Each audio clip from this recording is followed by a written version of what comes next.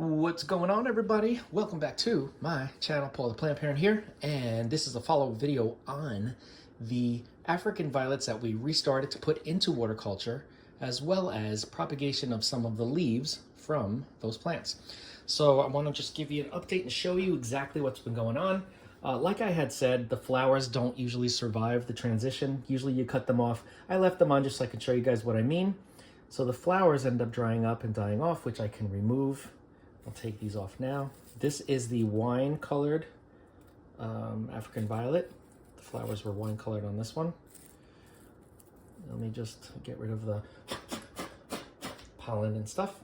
All right, so here we have it. The plant looks like it's doing fine, doing well, and we have some new root growth, as you can see. See those roots growing out of there? They're growing out of the top too, like the base of the stem. So yeah, we're doing good. The plant is acclimating. I got to change this water out because it's a little bit yellow. But yeah, that's what happens. Let's look at this one here. Now, an interesting thing, I don't know if these lighter colored African violets are weaker. I don't know. I don't understand, but I'll show you in a minute what I mean. But anyway, this one's doing well, as you can see. Sorry, I was below the camera. And look at these roots. These roots really started taking off. And it's doing well. Got lots of new root growth there. These are going to stay in water culture. I find it easier to grow them. But one thing I want to show you here is now the leaves. This is the leaf of the frilly pink, right? The one that's right behind it. This is the only remaining leaf that survived. The other ones just rotted all down. I don't know why. Some plants, some cultivars are weaker than others. That's the only thing I can think of. But as you can see, we've got some nice root starts here at the base of the leaf.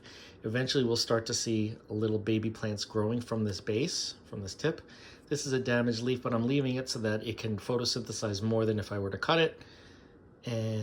But yeah, this is the only remaining survivor, which is fine because we can always take more from mama, right? If we need to. And there's nothing in this water. This is just water right now because I'm not giving it any feed. It's too early at this point. These guys, I'm not going to take them out, but the majority of the wine-colored leaves survived. Now the root growth is not nearly as far along as the other one. You can see, let me find a good one. Oh, right here is a good one. You can see there is some root growth, but they're very small. Very, very, very small root growth. So I'm not sure why that is, but the leaves are sustaining themselves. So that's really all I could ask for at this point. So the leaves are of the wine color are doing much better than the leaves did for the frilly pink. And I'm not sure why that is, but the actual mama plants are doing good. So what I'm doing next is, as soon as I get, let's say, 1 inch of roots, I will start to give this some fertilizer. And from that point on, I will continue to fertilize because that's going to be their permanent home, or at least their home for a while, until I decide on something else, because I always change my mind. But you can see it's definitely possible. And this is a very good example of some good root growth on a restarted African violet that you're putting into water. And I've had African violets in water culture for years, and their roots get really, really long, and sometimes they get algae all around them, so you got to take them out and rinse them. But if you don't want to get the algae issue, so you got this algae at the base, I would cover this with like dark paper or cardboard or something, so the light doesn't get into the water and only will get on the leaves. And then this way you'll keep the water nice and clean, and you won't have to worry about the algae on the roots. I don't like to cover them because I'm selfish and I want to see the roots all the time. Just at a glance, I want to be able to see, okay, this one's doing well. Okay, this one needs something a little different. This way I can act quickly instead of having to remove it from the thing, take it out. So yeah, if you want to restart your African violets in water, definitely possible. And once you get them acclimated, very easy to maintain. Obviously some do better than others just for whatever reason. I think it's just a cultivar situation, but as you can see, these guys are great.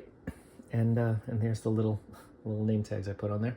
I don't know the actual cultivar names. I just named them based on the color of the flower. The color and the consistency of the flower, I guess. But yeah, that's all there is to it.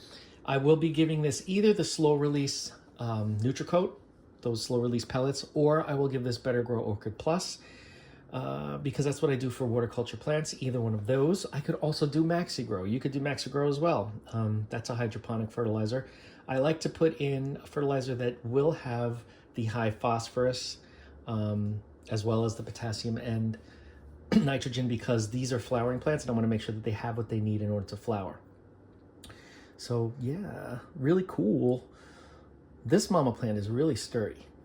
It's interesting how the mother is very, very strong and most of the leaves didn't make it. I don't understand that, but this one is strong, but it doesn't look as healthy as this one. I don't know if it's just because it's darker and it has the reddish undersides. I do not know. But anyway, yeah, I say if you are interested in growing your violets in water to make it easier on yourself, easier on your watering schedule if you have a lot of them, and yeah, I definitely recommend it. Any questions, obviously reach out and we can talk about it. Don't forget to like, comment, share, subscribe, hit that bell if you want to be notified, and I will see you in the next video.